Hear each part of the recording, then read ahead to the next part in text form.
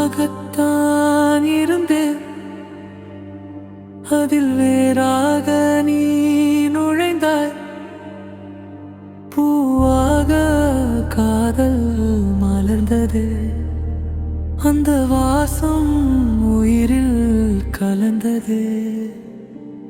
பூமகள் வந்தாள், பூக்களை தந்தாள், காதலை சொன்னாள் அழகாக.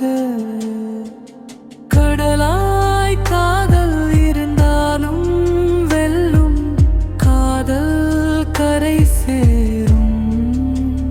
தொற்று காதல் கூட காதல் என்னும் ஆழத்தை அறிய